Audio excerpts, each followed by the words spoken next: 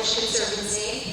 I'm the founder and CEO of this organization. It's a local organization, and what we're trying to do is we're trying to educate kids like you to be able to become a little bit more involved with our coastal water community. So I'm an avid scuba diver. I'm actually a shark diver as well. That's why there's a shark logo there. So after this presentation, I'm headed to Florida to do some shark diving. But I want to be able to kind of take you to my world so that way you can become inspired by what I do and try to be able to protect it since we live here at a coastal environment. So I'm going to show you this brief intro. And once I show you the brief intro, then we'll be able to kind of show you a dive video where I dive with sharks. And then we'll talk about sustainability. Okay? So thank you. Video first. Video first. Yeah, video first.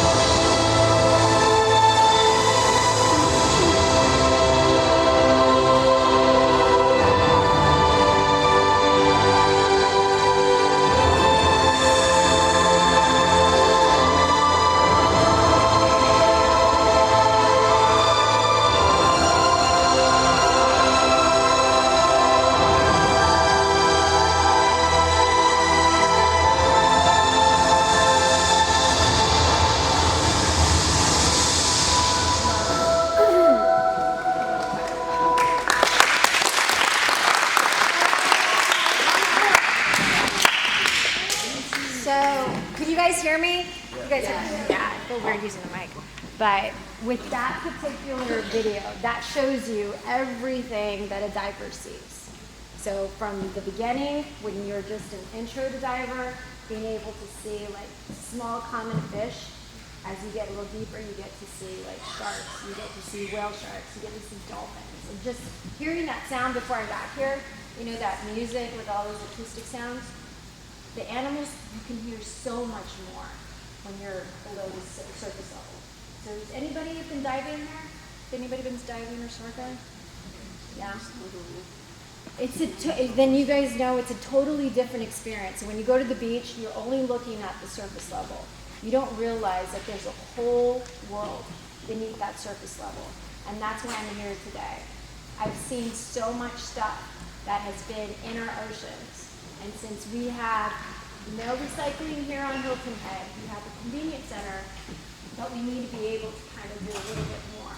So you guys are like the next generation of that, of this new community, being able to kind of do something so we can protect these animals that live in our coastal lands. That's why I'm here to try to talk to you. I'm originally from California, and I lived there for a certain amount of time, so I used to surf there, I used to dive and snorkel, blah, blah, blah. But then I moved here, and I realized that it's beautiful here, but you guys don't have any resources. You have to take your stuff to these particular areas in order to get recycled. So do you guys recycle here at the school?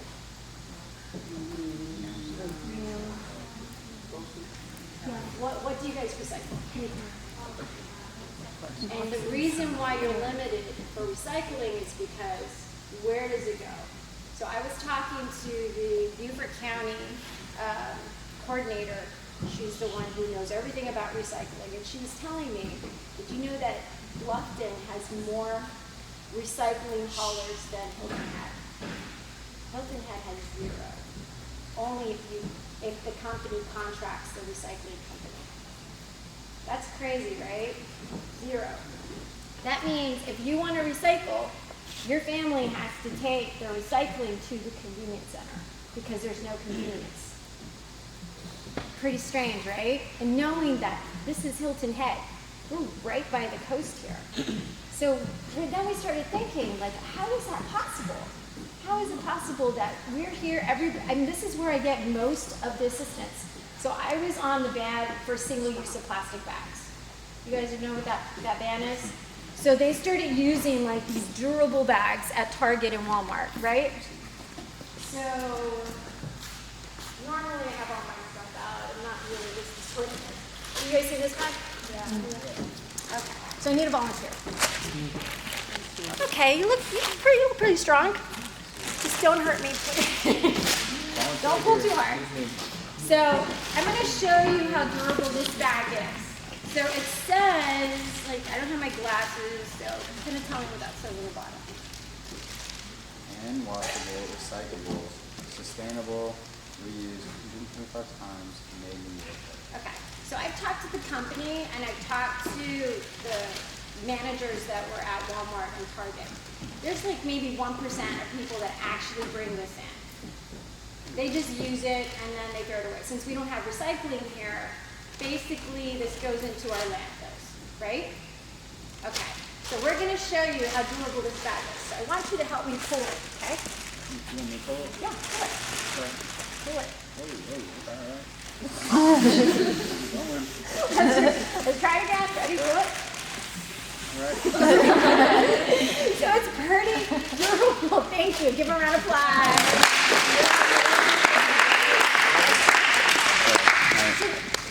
The whole concept of this is just to let you know how durable this bag is. So how is this supposed to be better? And the only reason why they moved to these bags is because they had a really good attorney and because there were loopholes in the ordinance. So when there's loopholes in the ordinance, companies try to find a less expensive bag to use because paper bag is pretty expensive. Not to mention you use more fossil fuels to create paper bags, just like the straws. So it was my organization that started the Strawless Summer campaign last year. And we had 250 establishments that live in Hilton Head that wanted to go green. But do you know how much those straws cost? 5 cents per straw versus their ordinary oil-based straw, that's 1 cent. So that's why you have the fossil fuel paper straw, but it takes more energy and more money to create the paper. So the whole concept is trying to eliminate it.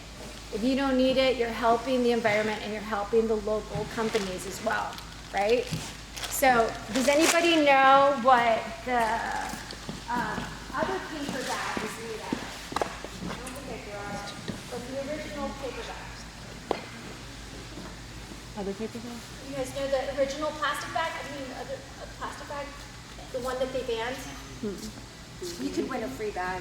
Polystyrene. What's that? Polystyrene. What's that? Polystyrene? Okay. Dang it, I was over there. So it's an oil-based product. Did you guys get the answer? Anybody? Because you're talking. They didn't answer. Okay. Do you guys know? Do you guys know? What he said. What he said. Yes. And do you know? Come up here and tell everybody. And speak in that mic. So everybody can hear you. Remember what he said? It's called polystyrene. Yes. And do you know what that is? It's an oil-based. It's an oil-based plastic. So that's actually. Give her a round of applause. Good job. Just to let you know, that's an oil base, so it's actually very marketable for the recycling process because they can make that into fuel. So then you're thinking, how is it the city is not able to process that? We can make money for the city, right? We can make money for these particular caps as well. So, going off the deep end, I started collecting these caps. Have you guys been collecting caps? Mm-hmm. Okay. So do you guys know why we're collecting caps? For the mural. Yes, for the mural. But what other reason why are we collecting it? Right. Yes, you can't recycle it. Okay, list of hands so that way I can give you free stuff. So who knows why we're collecting caps? All right, let's have you in the yellow. Come here. Come on down. Yeah, come down.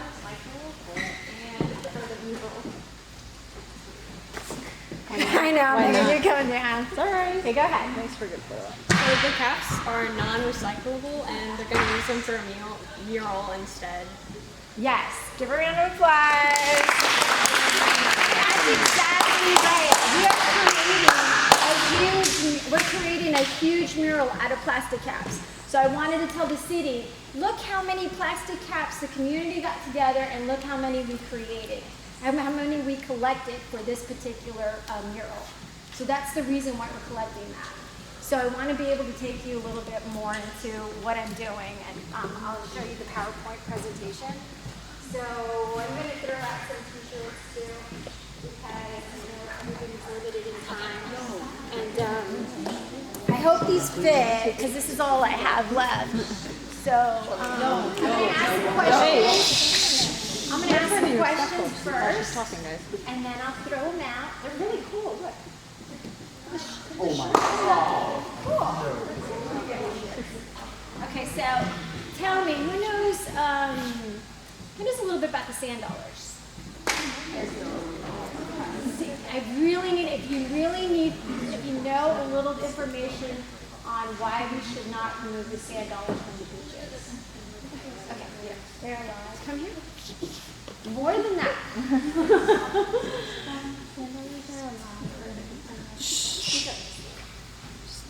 They're alive. They're alive.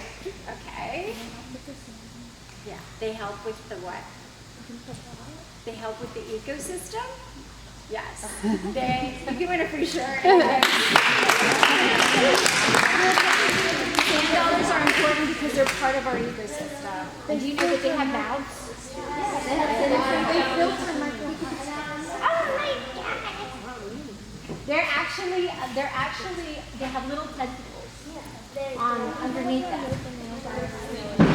But when people actually collect them, yes, they think they're dead because they think they're shells. So they don't realize that they're alive and they're part of the ecosystem. But there's so many tourists that decide to come to our beaches and they collect them and they put them in the bags, and they realize when they take them home, they have this really foul smell, and then they end up throwing them away. So that's what we're trying to do. We're trying to tell people, the tourists that come into our particular island, we're telling them to conserve, and we're telling them that we love where we live, but we need to be able to kind of have other people that come in as far as tourists take care of where we live and take care of our environment, right? Okay, so I'm going to put the PowerPoint presentation on. So what's the largest living shark?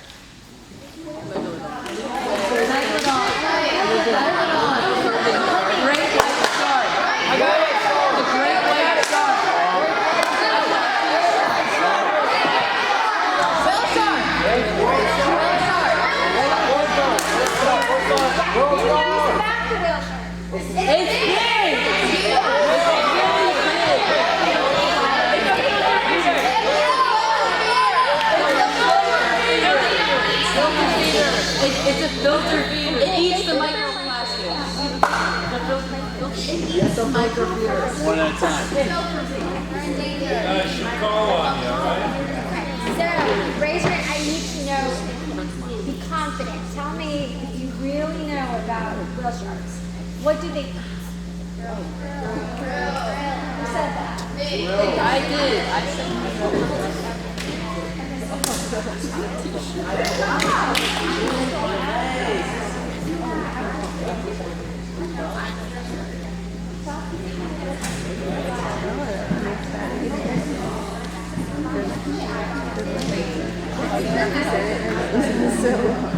you get rewarded for that?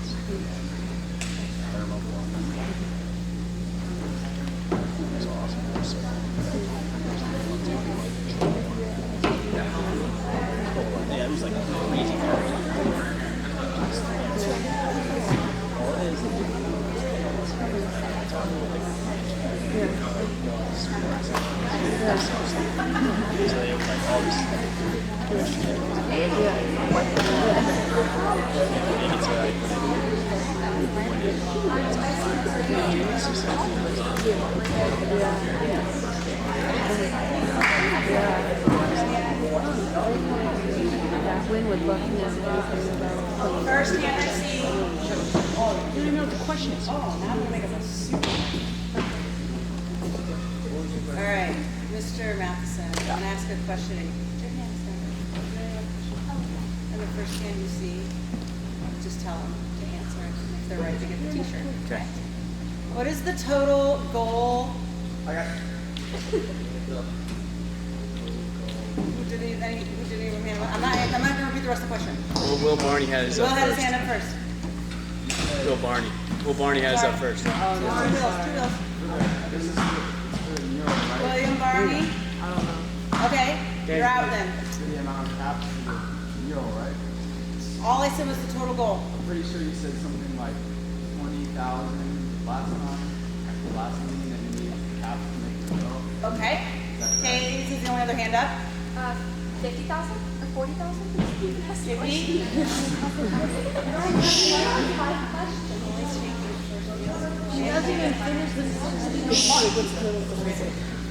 All right, if you've already answered, you don't get to answer when I complete this question. What is the actual number goal of bottle caps for the mural? Dora. Sorry, It was Dora. okay. No, if you've already answered, you can't answer. So go ahead with another, whoever you pick up. Pick them.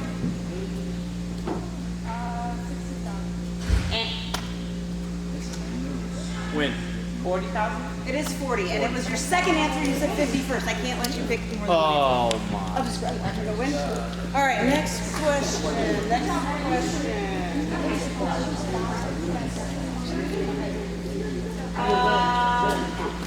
Ready? I have a question. Something that you've How had them. much? Oh, I was going to do something that you guys Okay, talked about. okay. How much does it cost to make a paper straw? Oh my God, you guys are excited. I'm so excited. I have no idea. Anybody that you want. Oh, anybody that I want? Amanda. Meta? 5 cents, right? Yes, 5 Immediately cheap. The whole thing. Can you tell? That is awesome. You guys are listening. Amanda is wonderful in my class. That's where she gets it. It's amazing what happened. I'm going to show you a dive video. I'm going to show you one of the dive videos. And this dive video was taken a couple of years ago. It was one of the first dives, and there's like countless sand I hope you can see it. It's just a little bit fuzzy, but we're working on more videos this coming week. So I'm headed to Florida, so I should have some more video for you guys on my website. So right now, once they play it, you guys will be able to see. And I just wanted you to be able to kind of understand and appreciate the natural wildlife that we have in our oceans. We are very fortunate to have a diverse amount. You guys can win more stuff. I'm excited that you guys are listening to me, so I'm going to ask you questions of what I'm saying. That's good. So a diverse amount of aquatic life, and we just need to be able to kind of be educated and understand and how we can protect it. So there's the video. All set? Yes. Okay.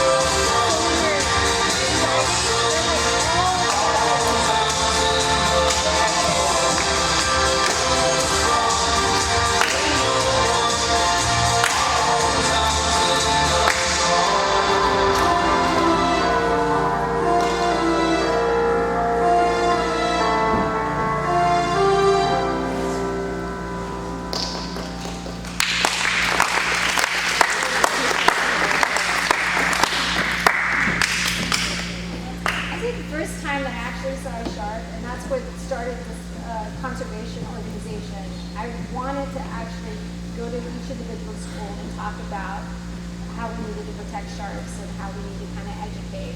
It's just the plastic got caught up in the shuffle, and I saw that there was more need to talk about that topic other than the shark topic.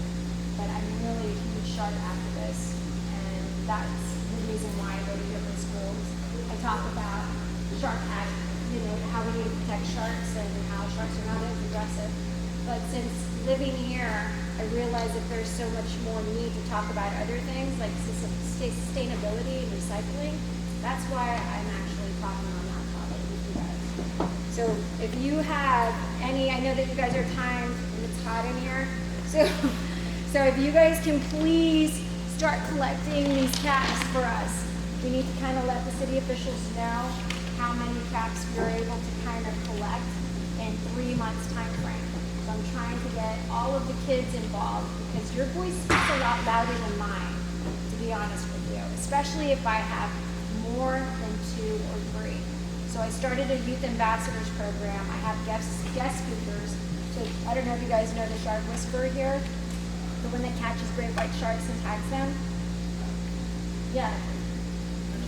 You have Mitch Makalab. He's a really good friend of mine, and he does support the organization very well. And I'm trying to get him to come into one of the youth ambassadors meetings to talk about how the whole tagging process works. So I would love for you guys to be a part of that. So the way that you can contact me is being able to go into my Facebook page. It's Palmetto Ocean Conservancy. We have meetings every Sunday. We meet at Bluffton at the roasting room on the top at 1 to 2, and then we meet at Skillets from 1 to 2 every other Sunday. So I'm in Bluffton and I'm on Hilton Head. And it's all about educating. We count caps, we have guest speakers, we have projects. And so that way you guys have more insight of what we can do to protect our waters. Okay? Yeah. Guys, next year I'll be working with Michelle and we're going to communicate some scheduling, whether it's a beach cleanup once a month or an ambassador meeting once a month, we need transportation, stuff like that. So we'll be putting this into the schedule more often, more opportunities. Okay. So we'll ask you some questions and you can win some more free stuff. In the meantime. So that's the sandpiper shark right there. That's the shark that's the area where I was diving at. See that? So that's what the sand tiger shark looks like.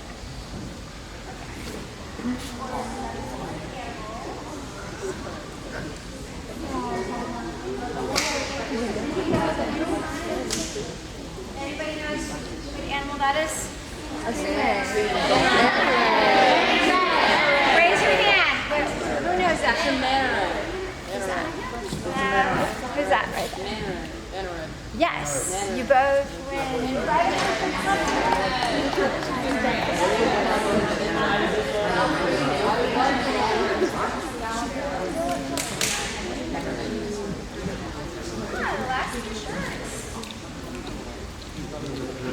Okay, good.